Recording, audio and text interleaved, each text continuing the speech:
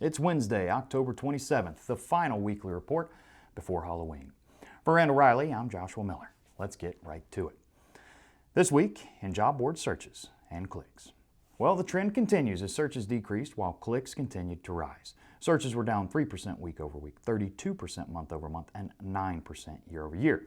Clicks on driver posts, on the other hand, increased by 4% week over week, 31% month over month, and 68% year over year.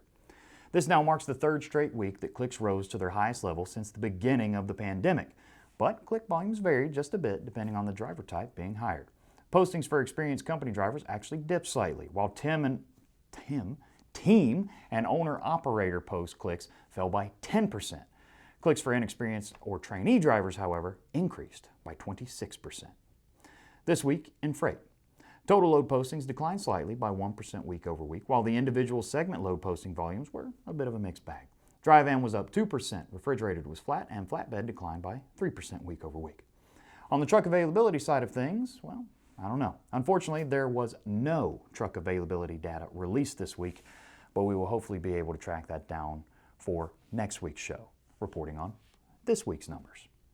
Spot rates were down by 6 cents per mile week over week, with all three segments on the decline. Dry van was down by a half cent, and both refrigerated and flatbed were down by 8 cents per mile week over week.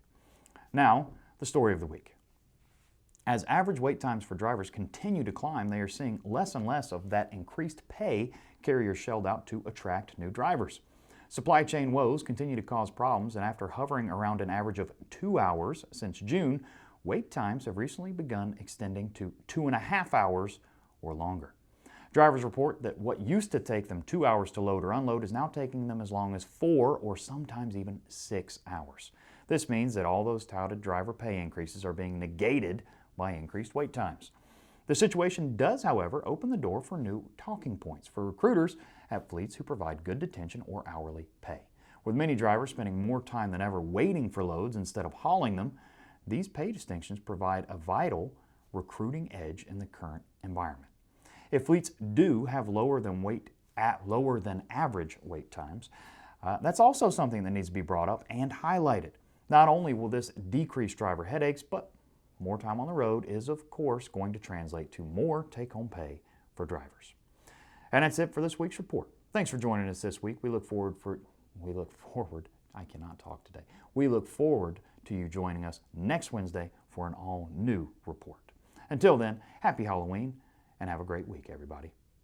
Hey guys, thanks for watching our video. If you liked it, don't forget to like, share, or subscribe. You can subscribe by clicking that little button right over there. And if you like the video, you can find even more content like it on our page or by clicking that playlist right there.